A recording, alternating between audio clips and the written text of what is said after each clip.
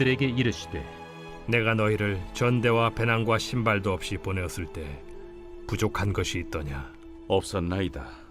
이제는 전대에 있는 자는 가질 것이요 배낭도 그리하고 검 없는 자는 겉옷을 팔아 살지어다. 내가 너희에게 말하노니 기록된 바 그는 불법자의 동류로 여김을 받았다 한 말이 내게 이루어져야 하리니 내게 관한 일이 이루어져 가미니라. 주여 보소서, 여기 검 둘이 있나이다. 족하다. 예수께서 나가사 습관을 따라 감람산에 가심에 제자들도 따라갔더니 그곳에 이르러 그들에게 이르시되 유혹에 빠지지 않게 기도하라. 하시고 그들을 떠나 돌 던진 만큼 가서 무릎을 꿇고 기도하여 이르시되 아버지여, 만일 아버지의 뜻이거든 이 잔을 내게서 옮기시옵소서. 그러나 내 원대로 마시옵고 아버지의 원대로 되기를 원하나이다. 천사가 하늘로부터 예수께 나타나 힘을 더하더라. 예수께서 힘쓰고 애써 더욱 간절히 기도하시니 땀이 땅에 떨어지는 핏방울같이 되더라. 기도 후에 일어나 제자들에게 가서 슬픔으로 인하여 잠든 것을 보시고 이르시되 어찌하여 자느냐? 시험에 들지 않게 일어나 기도하라. 샬롬, 반갑습니다. 오늘도 큐티로 여는 기막힌 하루입니다. 오늘 나눌 말씀은 누가복음 22장 35절에서 46절의 말씀으로 아버지의 원대로라는 제목의 말씀을 나누도록 하겠습니다. 우리가 오늘 본문을 통해서 아버지의 원대로 하려면 어떻게 해야 되는지 한번 생각해 보도록 하겠습니다. 첫 번째는 말씀이 이루어져 가는 것입니다. 36절과 37절 이르시되 이제는 전대에 있는 자는 가질 것이요 배낭도 그리하고 검 없는 자는 겉옷을 팔아 살지어다. 내가 너희에게 말하노니 기록된 바 그는 불법자의 동류로 여김을 받았다 한 말이 내게 이루어져야 하리니 내게 관한 일이 이루어져 가미니라. 아멘. 예수님은 자신의 죽음을 불러올 사건을 위해서 제자들을 준비시키고자 하였습니다. 예수님은 기본적인 물품도 공급하지 않으신 채 그들에게 사명을 주어 내보내셨습니다. 사역 초기에는 제자들에게 전대 없이 보내셨습니다. 그러나 지금은 전대를 갖추고 주머니와 검을 가져야 하며 만반의 준비를 해야 한다고 합니다. 예수님께서는 이사야서 53장 12절을 인용하시는데요. 그 말씀은 이렇습니다. 그러므로 내가 그에게 존귀한 자와 함께 몫을 받게 하며 강한 자와 함께 탈취할 것을 나누게 하리니 이는 그가 자기 영혼을 버려 사망에 이르게 하며 범죄자 중 하나로 헤아림을 받았으니라. 그러나 그가 많은 사람의 죄를 담당하며 범죄자를 위하여 기도하였느니라 라고 합니다.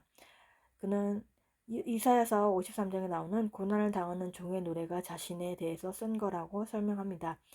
예수님은 불법자의 동류로 여김을 받았습니다. 예수님은 메시아에 대한 구절이 더 이상 성취를 기다릴 필요가 없다고 주장합니다.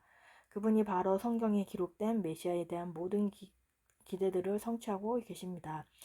예수님은 범죄자, 불법자로 간주되어야 할 것입니다. 그렇게 되기 위해서 그분은 체포와 신문, 정죄를 감수해야 할 것입니다. 그의 죽음은 대속의 죽음이 될 것입니다. 예수님은 죄인들을 대신해 그들을 위한 형벌을 받으십니다. 예수님께 일어나려고 하는 모든 일 때문에 제자들 역시 위험에 처하게 될 것입니다. 그래서 예수님은 제자들에게 그것을 준비하라고 말씀하십니다. 제자들은 이전과는 전혀 다른 무서운 경험을 하며 큰 위기에 처하게 됩니다. 이제 예수님을 믿고 전하는 것이 어마어마한 환난이 될 것이고 그렇게 검을 준비하라고 하시는 것입니다. 그 검은 에베소서 6장 17절에 구원의 투구와 성령의 검, 곧 하나님의 말씀을 가지라 라고 하시는 것입니다. 그리스도의 제자들은 지녀야 될 것은 성령의 검입니다. 그리스도께서 우리를 위하여 고난을 받으셨으니 우리도 같은 마음으로 갑옷을 삼아야 합니다. 우리는 닥쳐올 고난을 예비하며 갑옷에 입고 고난이 닥치더라도 놀라지 말며 고난 중에 배척하지 않도록 해야 하는 것입니다. 제자들이 예수님과 같이 불법자로 취급하게 될 것이라고 합니다. 그래서 또한 매일 지니고 다녀야 하는 전대, 배낭, 신발처럼 우리는 하나님의 말씀을 마음 깊이 새겨가면서 가야 하는 것입니다. 그리고 매일에서 주시는 하나님의 말씀을 사모하면서 그 말씀을 가지고 나아가야 하는 것입니다. 적용 질문으로는 불법자 취급받는 게 말씀의 성취라는 것을 인정이 되나요? 매일의 말씀으로 준비되어지고 있습니까? 두 번째는 습관을 따라 아버지의 원대로 기도합니다. 39절의 말씀에 예수께서 나가사 습관을 따라 감난산에 가시매 제자도로 따라갔더니 라고 합니다. 기도는 예수님께서 있어서 하나의 생활 방식이었습니다. 예수님께 기도는 비상한 사건이 아니라 평범한 실상이었습니다. 그분은 감난산에 습관적으로 가서 기도하시는 특별한 장소를 가지고 계셨습니다. 제자들도 그분을 따라 갔습니다. 하나님과 소통하는 습관은 갑자기 생겨난 독특한 사건이 아니고 종종 우리가 가장 바쁠 때 우리는 하나님께 필요를 들고 나아가 시간을 사용하는데 게을러지곤 하는 것입니다. 그러나 우리는 예수님과 같이 습관을 쫓아서 기도하는 생활을 해야 하는 것입니다. 42절 말씀에 이르시되 아버지여 만일 아버지의 뜻이거든 이 잔을 내게서 옮기시옵소서. 그러나 내 원대로 마옵시고 아버지의 원대로 되시기를 원하나이다 하시니 라고 합니다. 예수님은 고난의 잔을 피하고 싶은 욕구를 내려놓으시며 오직 하나님의 뜻이 되기를 간절히 기도하는 것입니다. 기도는 자신의 뜻을 꺾고 하나님의 뜻에 순종하려는 것입니다. 그래서 예수님은 만일 아버지의 뜻이어든 내 잔을 내게서 옮기옵소서 라는 말씀으로 인간으로 느끼는 자신의 솔직한 감정을 표현하셨지만 하나님의 뜻을 부정하거나 반발하지는 않은 것입니다. 또한 예수님은 자신의 사명을 포기하라고 하지는 않았습니다.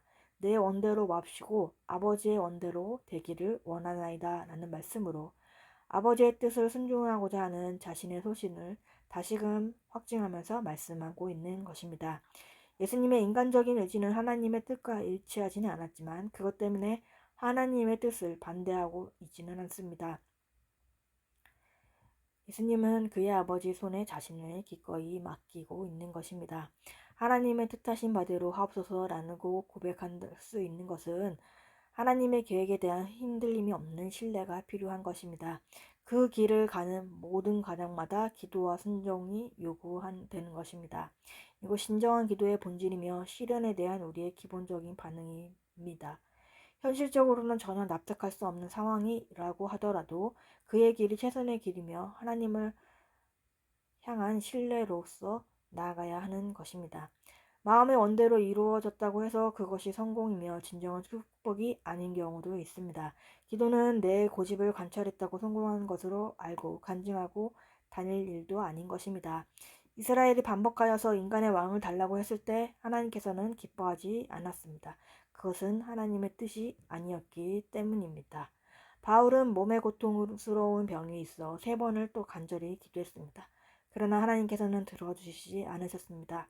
결국 바울의 그 애절한 요청은 들어주시지 않으시고 고린도후서 12장 9절에 내 은혜가 내게 족하다이다. 내 능력이 약한 데서 온전하여 짐이라는 말씀으로 하고 계십니다.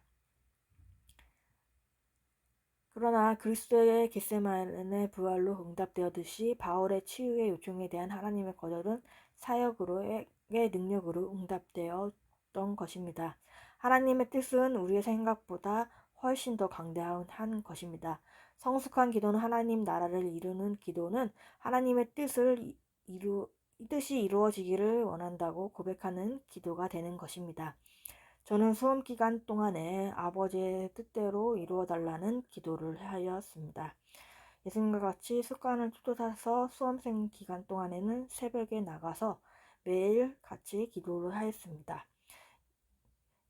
그 기도가 정말 하나님께 나에게 붙여달라고 하는 기도가 아니라 아버지의 뜻대로 해달라는 기도를 하였습니다. 그런데 그 기도가 그렇게 제가 기도하면서도 주님의 뜻에 순종하는 마음은 없었던 것 같습니다.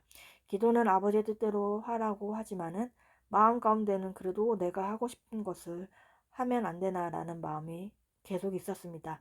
그러하기에 제 뜻에서 아버지의 뜻으로 이루어지는 시간이 길어지게 되고 제가 아버지의 말씀에 순종하며 나아가는 시간이 길어지면서 수험생의 시간이 길어졌습니다.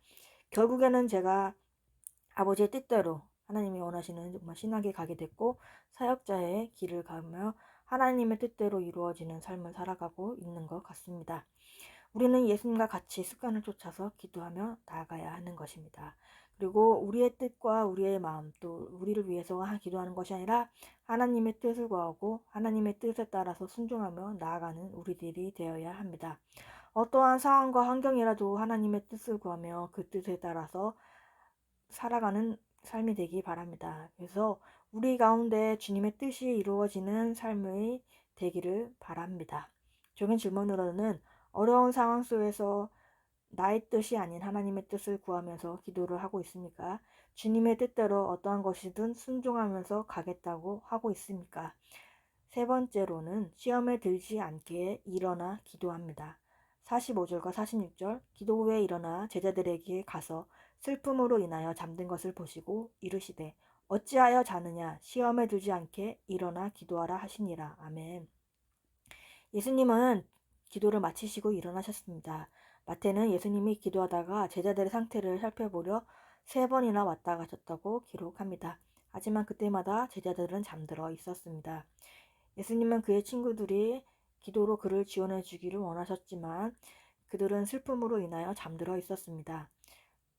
슬픔으로 인하여 잠들어 있는 동안 그들은 시험을 견딜 힘을 얻기 위해 기도하지 않으므로 유혹에 굴복하게 된 것입니다.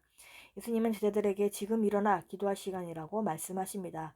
그들이 스승을 버리고 도망가거나 그와 관계된 부정한 유혹에 직면하게 될 때가 곧 눈앞에 다가왔기 때문입니다. 그들에게 이러한 시험에 유혹에 들지 않도록 특별한 힘이 필요했습니다. 시험이란 단어는 시험이나 시련을 의미합니다. 예수님은 제자들이 임박한 시련을 이길 수 있는 힘을 위해 기도하기를 원하셨습니다. 마태복음에서는 예수님은 제자들에게 지금은 깨어서 기도할 때라고 말씀하십니다. 어려운 유혹에 직면해야 하기 때문입니다. 예수님은 자신을 위해서뿐 아니라 제자들 자신을 위해서도 깨어 있어야 한다고 부탁을 합니다. 예수님께서는 제자들이 믿음이 무너지지 않도록 기도하기를 원하셨습니다. 제자들은 그러나 자고 있었습니다. 존 버년의 철로역정 가운데 천국으로 가는 크리스천이 마지막으로 십자가 아래서 짐을 풀고 전진해 나갈 때 자기들의 발치에 차고를 단단히 채운 채 잠들어 있는 세 사람을 발견하게 됩니다. 첫째 사람의 이름은 순진이고 두 번째 사람의 이름은 나태, 세 번째 사람의 이름은 거먼이었습니다. 그는 그들을 깨웠고 그들은 각기 말을 했습니다. 순진이 나는 위험을 느끼지 않는다 라고 말했습니다. 나태는 아직도 자야 한다 라고 말했습니다. 거만은 각자 자기가 해야 할 일이니 참견 마라 라고 말했습니다. 영적인 잠은 위험하고 또한 그리스도인을 파멸로 가게 하는 것입니다. 잔다는 것은 기도하기를 그치는 것입니다. 우리는 시련의 한가운데 있다는 사실을 인식하지 못하기 때문에 기도하지 않습니다. 제자들이 분명하게 경고를 받았음에도 불구하고 그들은 영적으로 불안한 상태였습니다. 깨어 준비하기 위해서는 우리는 계속하여 기도해야 하는 것입니다. 우리가 유혹을 이기는 길은 깨어 기도하는 것입니다. 이것은 유혹의 가능성을 인식하고 그 간교함과 민감하며 싸우겠다고 실제로 결단하는 것입니다. 유혹은 우리의 가장 취약한 부분을 공격하며 그렇기 때문에 홀로 저항할 수는 없습니다. 하나님의 도우심을 힘입어 우리의 방어력을 강화시키고 물리칠 수 있도록 기도해야 하는 것입니다. 우리는 시험에 들지 않게 깨어 있어야 됩니다. 깨어 있지 않는다면 언제 어디서든 우리에게는 유혹과 시험이 빠져들게 되는 것입니다. 그래서 우리는 날마다 주시는 그 말씀을 묵상하며 내 죄를 보면서 기도하며 나아가야 하는 것입니다. 주님이 가신 십자가의 좁은 길을 따라서 살아가는 우리들이 되어야 합니다. 적은 질문으로는 시험에 들지 않게 깨어서 기도하고 있습니까? 영적인 잠으로서 기도하고 있지는 않습니까? 4월 10일 보선자입니다. 죄는 사람이 하나님이 되고자 하는 것입니다. 그래서 부지런하고 악한 사람이 이 세상에서 성공합니다. 자기가 하나님이 되려니 얼마나 부지런히 열심히 살아야 하겠습니까? 나의 선함과 완벽주의가 악입니다. 남들에게 언제나 칭찬받아야 하고 언제나 완벽해야 한다는 생각이 나를 죽이고 남을 병들게 합니다. 다 같이 기도하겠습니다. 하나님 아버지 감사합니다. 오늘도 말씀을 허락해 주심에 감사합니다. 하나님 아버지 매일 지니고 다녀야 하는 전대 배낭의 신발처럼 우리는 하나님의 말씀을 마음 깊이 새기며 나아가길 원합니다. 또한 매일에 주시는 말씀을 사모하며 나가길 원합니다. 예수님이 습관을 쫓아 기도한 것 같이 우리도 기도의 자리에 나아가는 습관을 가지기 원합니다. 우리의 뜻이 아닌 하나님의 뜻을 구하며 하나님의 뜻 가운데 순종하며 어떠한 것이든지 그 뜻 가운데 따라가며 나아가는 우리들이 되기를 원합니다. 시험에 들지 않게 깨어서 기도하는 우리가 되기를 원합니다. 깨어있지 않는다면 언제 어디서든 우리에게는 유혹과 시험에 빠지며 영적으로 영적으로 빠지기에 영적으로 잠들지 않고 깨어있게 하기 위해 기도하는 우리가 되기를 바랍니다. 다음 세대에게도 주님의 말씀이 임하게 하시옵시고 다음 세대에게도 말씀대로 믿고 살고 누리는 삶을 살게 하여 주옵소서. 오늘도 말씀으로 살아내는 하루가 되게 하시옵시고 주님의 은혜를 부어 주옵소서. 예수 그리스도의 이름으로 기도합니다. 아멘.